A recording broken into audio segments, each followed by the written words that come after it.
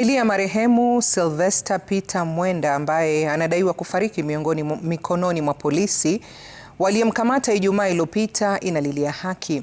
Mwili wa marehemu Mwenda ulipatikana katika makafani ya hospitali ya Nyambene Level 4 kaunti ya Meru siku moja baada ya kutoweka nyumbani kwake eneo la Kiina, Igembe Kaskazini.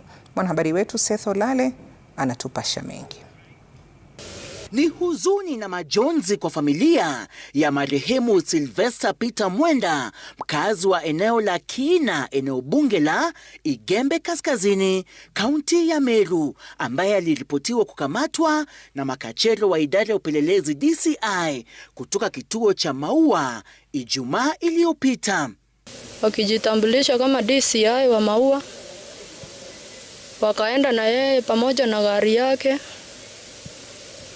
Na the following day pale tuliwafuata kesho, tukawakuta na yeye.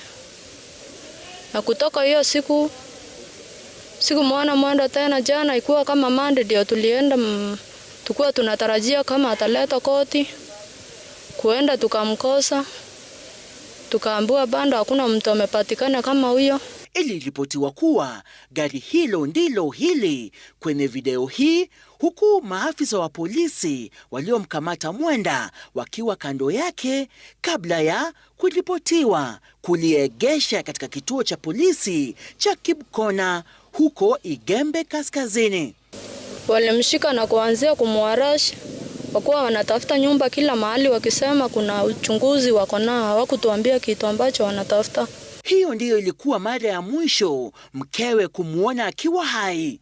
Tukachunguza mpaka tukakuja mochare, tukapata Mwenda ni mochare yako. Afya yake ilikuwa mbaya sana kwa sababu alikuwa kwa macho, hii jicho ilikuwa kama imetobolewa, mkono wenyewe alikuwa na majeraha kila mahali.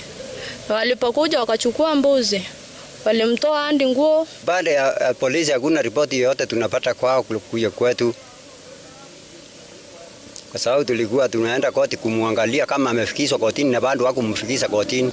OCPD wa Igembe Kusini Lawrence Njeru na DCIO wa Maua Alex Wasika wameielezea runinga ya Citizen kwamba ni afisa wa upelelezi wa jinai wa kaunti Abednego Kavu ndiye pekee anayeruhusiwa kuzungumzia matukio hayo.